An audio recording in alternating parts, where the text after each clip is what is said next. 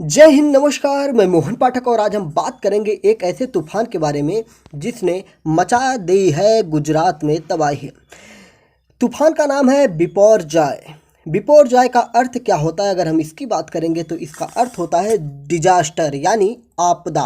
बहुत जगह पर बिपौरजॉय का अर्थ लोगों द्वारा बताया जा रहा है कि खुशी होती है, लेकिन हमने जो सर्च किया है, जो रिसर्च किया है इसके पीछे, हमको इसका अर्थ जो मिला है ये आपदा मिला है। बिपौरजॉय आप सुनकर ही आपको बंगाल जैसा शब्द लग रहा होगा, तो ये बंगाली भाषा का शब्द है, यानी कि बांग्लादेश से निकला हुआ है बिपौरजॉय, जिसका अर्थ है डिजास्टर यानी आपदा होगा। तो अगर इसके बारे में और चीज़ें हम जानने की बात करेंगे तो ये कब तक दस्तक देने वाली है, तो ये 15 जून को गुजरात के तट से टकराएगा। कौन सा तूफान? बिपौरजॉय।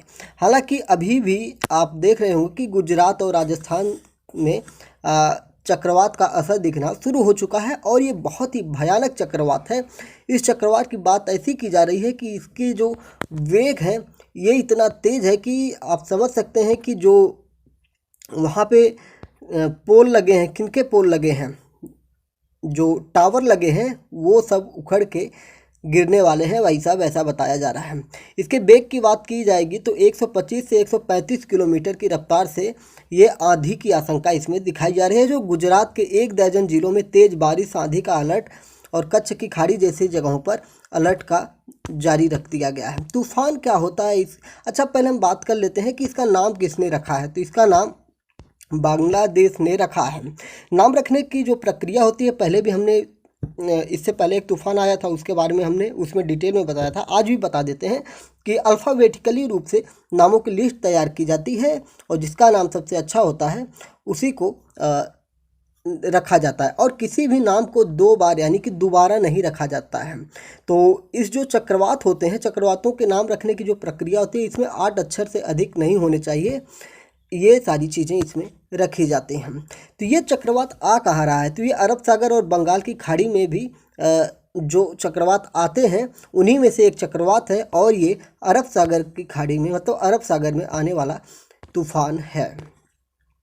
तो कैसे बनता है साइक्लोन, यानी कि चक्रवात कैसे बनता है? अगर हम इस पे बात करेंगे तो जो समुद्र होता है, देखिए चक्रवात जो होता है ना, ज़्यादातर समुद्रों में ही आता है। बाकी छोटी मोटी आंधी तूफान तो पृथ्वी पर आते रहते हैं, स्थल पर आते रहते हैं, लेकिन जब हम चक्रवात की बात करते हैं ना, चक्रवात के लिए एक बड़ा एरिया होना चाहिए। छोटे से एरिया में चक्रवात नहीं बन पाता है। तो चक्रवात आता कैसे है? आने की इसकी प्रक्रिया है कि जब समुद्र की गर्माहट होती है, जो उसकी गर्मी होती है, ये गर्म जब होती है तो वाष्प बन के ऊपर आसमान में जाती है और वहाँ पे संघनन की प्रक्रिया होती है। और जब ये गर्म हवा ऊपर जाती है, उच्च दाब से जब ऊपर जाती है, तो जो जो निम्न दाब की हवाएं होती हैं वो इसके तरफ आती हैं, क्योंकि जब यहाँ से गर्म हवाएं निकलती हैं तो यहाँ का तापमान जो होता है गिरने लगता है। तो जो उच्च दाब की हवाएं होती हैं उधर से हवाएं चल के ठंडी हवाएं गर्म हवाओं की तरफ आती हैं, और ये प्रक्रिया राउंडिंग साइकिल बन जाता है। और इस साइकिल जब बन जाता है तो ये तेज़ी से होने लगता है, और इस तेज़ी से प्रक्रिया में तूफान बहुत तेज़ी से आ जाता है, और यही उसका वेग होता है। यानी कि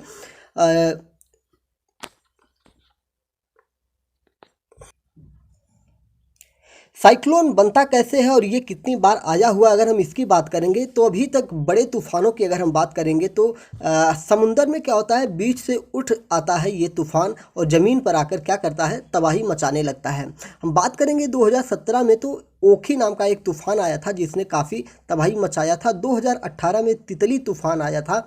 2019 में बात करेंगे तो फानी तूफान आया था, फानी तूफान आया हुआ था, और 2020 में अम्फान तूफान आया था। 2021 की बात करेंगे तो ताउते तूफान आया था, और 2022 में असानी तूफान आया था, और 2023 में ये जो तूफान है बिपरजॉय तूफान आ रहा है, जिसका नाम बांग्लादेश के द्वारा रखा गया है। तो ये सारी चीज़ें होती हैं। तूफान तब बनते हैं जब कम दबाव का केंद्र उसके आसपास की उच्च दबाव की प्रणाली के साथ विकसित होता है और विरोधी ताकतों का संयोजन हवाओं का निर्माण कर सकता है, और इसके परिणामस्वरूप क्यूमुलोनिम्बस जैसे तूफानी बादलों का निर्माण होने लगता है, और यही चक्रवात होता है। अगर चक्रवात के बारे में थोड़ी सी और चीज़ें बात करेंगे तो जब नमी से युक्त गर्म हवाएं बारिश के साथ तेज़ी से ऊपर की ओर जाती हैं तब तूफान की स्थिति बनती है। इसमें तेज़ हवाएं चलती हैं, आकाश में गहरे काले बादल छा जाते हैं और उनके मध्य बिजली भी कड़कती है। इससे ही तूफान पैदा होता है, इसलिए बादलों को तूफानी कहा जाता है। जुलाई और अगस्त के महीने में ज़्यादा बादल छाते हैं। कुछ बादल काले दिखाई देते हैं, कुछ सफ़ेद और कुछ गहरे स्लेटी रंग के होते हैं। बादल पानी की भाप से बनी बूंदों से बनते हैं। बादल सचमुच काले नहीं होते हैं, सिर्फ वो हमें काले दिखाई देते हैं।